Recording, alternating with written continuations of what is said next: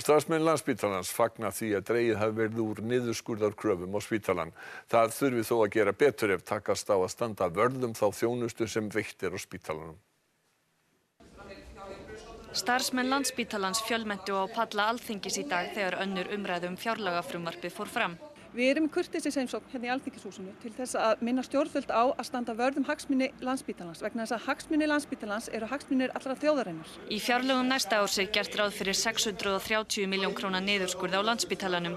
Nú hefur meirihluti fjárlaganefndar lagt til að niðurskurðarkrafan verði lækkuð 140 milljónir króna. Forstjóri Landspítalans segir að svigrúmið verði nýtt til að opna öldrunardeild á Landakoti. Vissulega mjög mikill léttir. En það eru samt 490 milljónir sem við eigum að spara.